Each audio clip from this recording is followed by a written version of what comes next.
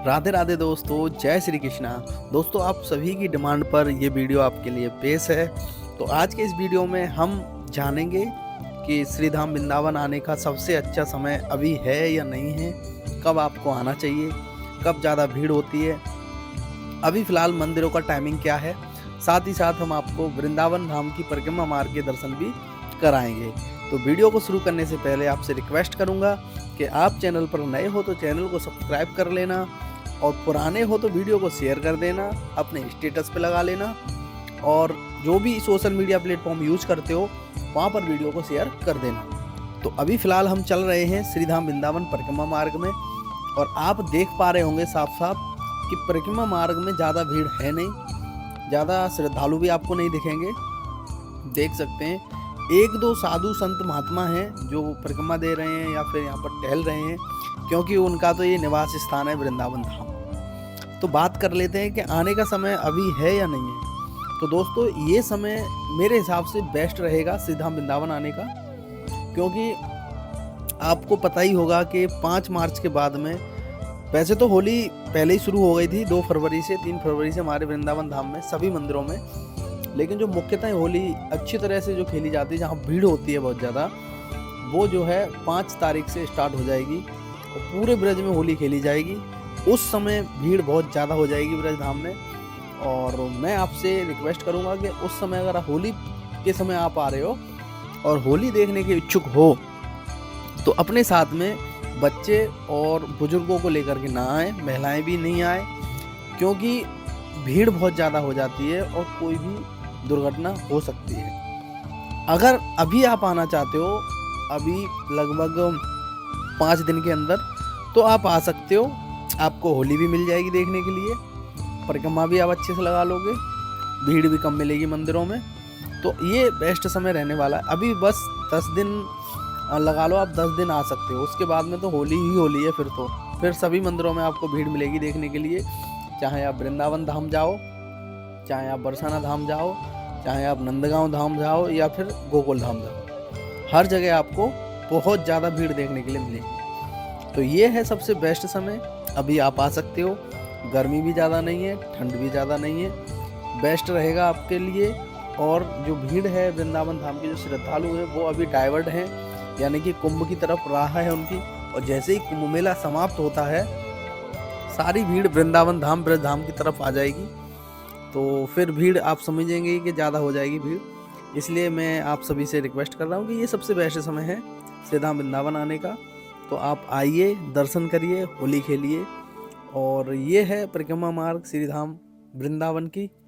अब बात कर लेते हैं मंदिरों के टाइमिंग की। तो अभी फ़िलहाल देखो टाइमिंग चेंज हुआ नहीं है, तो सुबह 7 बजे से लेकर के और दोपहर 1 बजे तक मंदिर खुलते हैं। मैं इसको 12 बजे तक बोलकर चलूँगा, क्योंकि 1 बजे तक पूरी तरह से मंदिर पट बंद हो जाते हैं। तो 12 बजे तक बोल के इसलिए चल रहा हूँ क्योंकि मंदिर को खाली कराने में भी टाइम लगता है, इसलिए। बाकी सभी मंदिरों का टाइमिंग ये है, सुबह 7 से लेकर के दोपहर 1 बजे तक, शाम को 4 बजे से लेकर के रात को 8 बजे तक। इनमें से 1-2 मंदिर हैं उनका टाइम थोड़ा सा आगे पीछे हो सकता है, लेकिन यही टाइम रहने वाला है।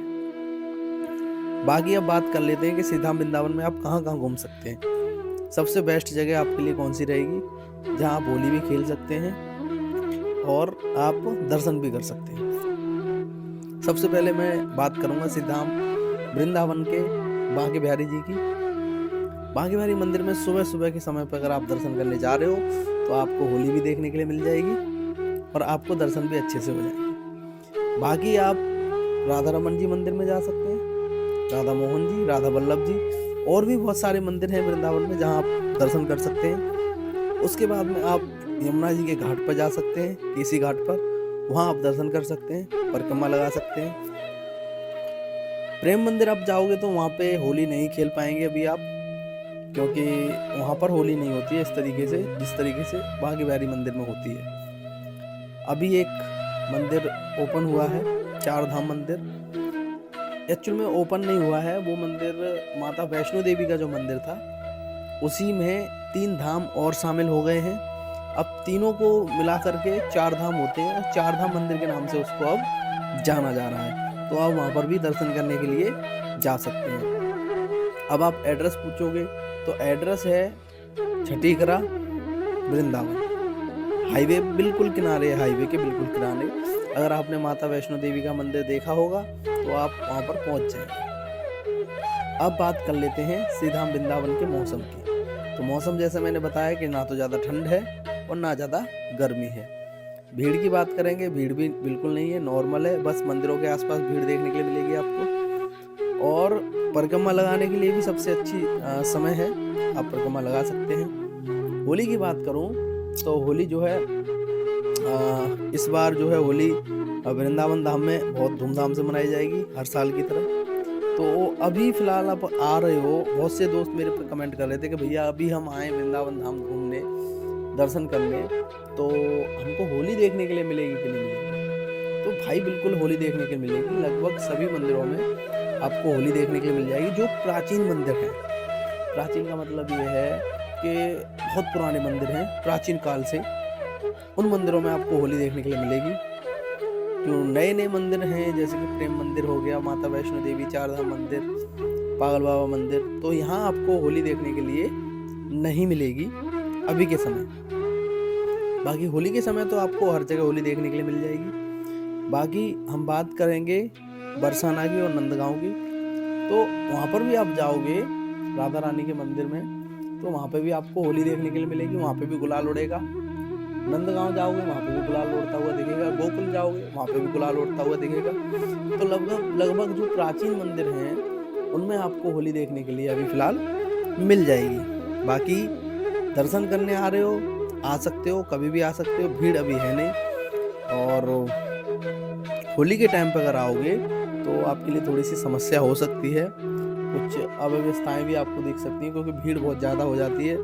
और श्रीधाम वृंदावन की गलियां जो हैं वो कुंज गलियां हैं, तो चौक भी हो जाती हैं। ऐसे ही श्रीधाम बरसाना की गलियां भी कुंज गलियां ही हैं, और वो भी चौक हो जाती हैं गलियां जब भीड़ होती है इतनी सारी। आप सोचो खुद के लाखों लोग एक साथ में आते हैं, एक दिन में आते हैं दर्शन करने के लिए, तो ये स्थिति पैदा हो सकती है। बाकी बात करें आपको अभी आने की, तो अभी आपके लिए ऐसी कोई समस्या नहीं आएगी, अभी आप आसानी से दर्शन कर पाएंगे।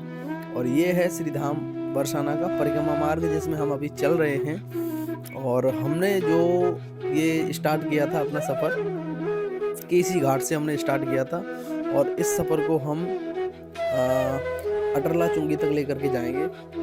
और ज़्यादातर लोग जब वृंदावन धाम आते हैं तो आप अगर बाई ट्रेन आ रहे हो, ट्रेन से आ रहे हो, तो मथुरा जंक्शन से आपको ऑटो लेकर के सीधे आ जाना है अटरला चुंगी। हालांकि जब ज़्यादा भीड़ की स्थिति होती है तो ट्रैफिक का थोड़ा डाइवर्जन हो जाता है, यानी कि आप अगर स्टेशन से बैठोगे ऑटो में तो वो आपको छोड़ेगा मायावती हॉस्पिटल के पास में। वहाँ से आपको दूसरी ऑटो या ई रिक्शा लेनी पड़ेगी। उसके बाद में आप अटरला चुंगी या फिर प्रेम मंदिर जा सकते हो। तो अगर भीड़ नहीं होती है तो ऑटो आपका जो है अंदर तक आ जाता है अटरला चुंगी तक। भीड़ होती है तो आपको मायावती हॉस्पिटल पर ही उतार देता है, वहाँ से आपको दूसरा ऑटो जो है लेना पड़ेगा। तो अभी फ़िलहाल की स्थिति तो यही है। तो और बात करें तो परिक्रमा कहाँ से स्टार्ट करोगे आप? तो परिक्रमा आप अटरला चुंगी से स्टार्ट कर सकते हैं, आप प्रेम मंदिर से भी स्टार्ट कर सकते हैं। मतलब कहने का ये है कि आप जहाँ से भी परिक्रमा स्टार्ट करोगे आपकी परिक्रमा वहीं पे जाके पूरी होगी। और बाय बस अगर आप आ रहे हो, बस से आ रहे हो आप और यमुना एक्सप्रेस वे से होकर के आ रहे हो, तो आपको रायाकट पे उतारेगी बस, ठीक है। और वहाँ से आपको ऑटो ले लेना है, ठीक है। ऑटो लेकर के आप सीधे आ जाओ मायावती वाले हॉस्पिटल है, वहाँ पे तिराया है, वहाँ पे आ जाओ। वहाँ पार्किंग है, वहाँ पार्किंग में आप अपनी गाड़ी लगा सकते हो अगर गाड़ी से आ रहे हो तो। हालांकि आपकी गाड़ी वृंदावन धाम में प्रवेश नहीं करेगी, और जो लोकल गाड़ियां हैं वो ही वृंदावन धाम में प्रवेश करती हैं। बाहर की गाड़ी कोई भी वृंदावन धाम में प्रवेश नहीं करेगी, क्योंकि ये जो समय चल रहा है ये होली का समय है, और इस समय थोड़ा सा इशू बन जाता है। और ये कुछ गाड़ियां अंदर जा रही हैं ये परिक्रमा मार्ग में, ये इसलिए जा रही हैं क्योंकि अभी भीड़ नहीं है इतनी, इसलिए। और जैसे ही भीड़ बढ़ेगी सारी गाड़ियां जो है बंद हो जाएंगी अंदर आना। अभी फ़िलहाल ये भाई साहब पता नहीं कहीं ना कहीं से घुमा करके इस गाड़ी को अंदर लेकर के आए हैं। हालांकि मेन रोड से गाड़ी कोई भी अंदर नहीं आ रही है।